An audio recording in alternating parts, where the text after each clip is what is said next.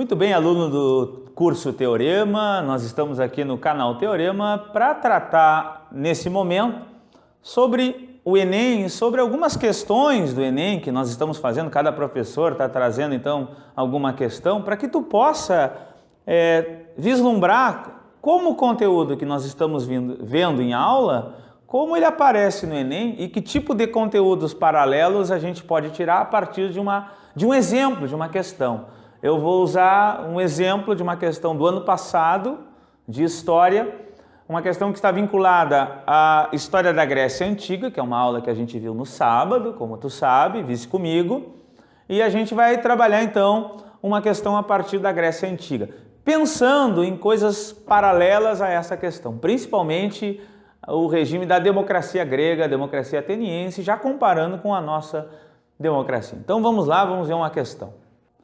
Bom, então vamos ler a questão. Eu estou com a prova amarela, do ano passado, a questão número 23, e ela vai dizer o seguinte: tem um enunciado, um texto, e está escrito o seguinte nesse texto. Questão 23, prova amarela, Enem, primeiro dia. O que implica o sistema da polis, a cidade-estado, é uma extraordinária preeminência da palavra sobre todos os outros instrumentos de poder. A palavra constitui o debate contraditório, a discussão, a argumentação e a polêmica. Torna-se a regra do jogo intelectual, assim como do jogo político. Isso é um enunciado de um historiador famosíssimo chamado Vernin. Fantástico esse historiador. A origem do pensamento grego é o nome do livro.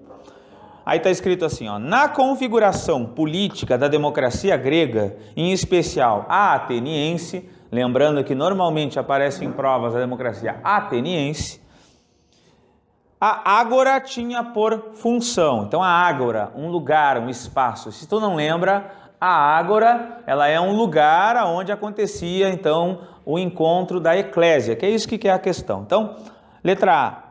Agregar os cidadãos em torno de reis que governavam em prol da cidade. Reis não havia rei na Atenas democrática. É uma característica da democracia a não existência de rei.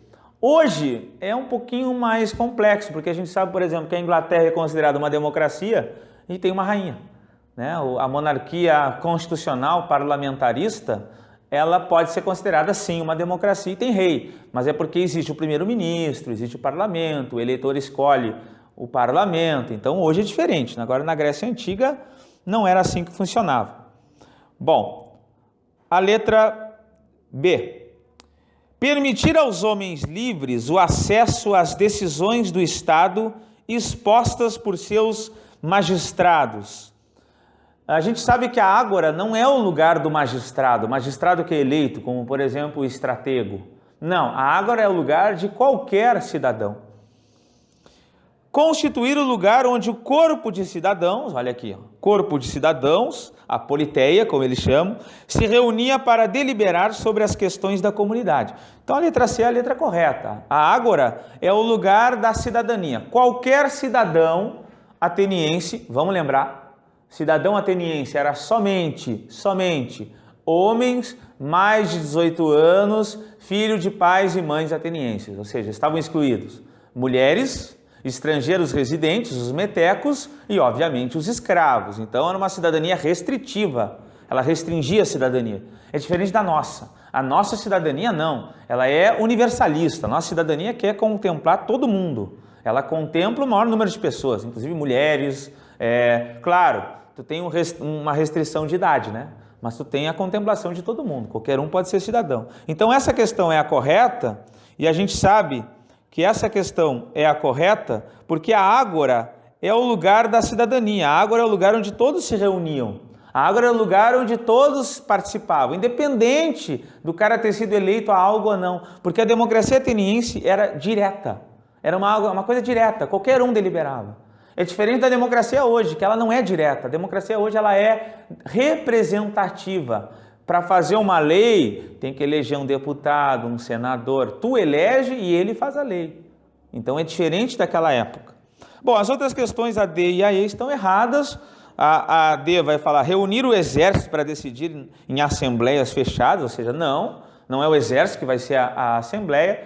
O exército não é diferente do cidadão, não esquecendo que não existe exército profissional, na verdade é o soldado cidadão, na Grécia Antiga, em Atenas, e aí congregar a comunidade para eleger representantes com direito de pronunciar-se em assembleias. Não, a comunidade é direta, a decisão é direta. A eclésia, ela se reúne, ela é a assembleia, e a ágora é o lugar onde ela se reúne. Então não existe eleição ali. Ali é para eles debaterem. Como diz no texto.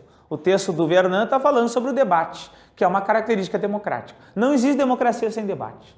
Mesmo hoje, não existe democracia sem debate, a deliberação, a liberdade de expressão. A gente tem essa ideia hoje de liberdade de expressão como algo fundamental. Os gregos tinham algo chamado isegoria, a liberdade da palavra, e parrésia, a liberdade de pensamento. A gente não usa esses termos gregos, mas a gente tem a mesma ideia. Liberdade de expressão. A liberdade de expressar-se é muito mais característica da democracia do que qualquer coisa.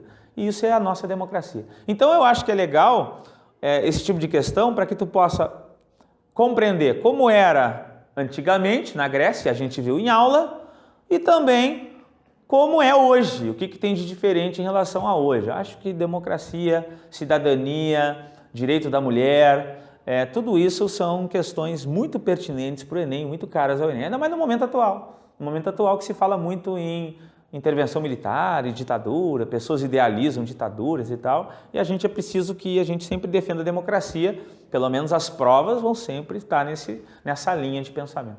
Então eu agradeço e termino por aqui. Voltamos em outro momento. Muito obrigado.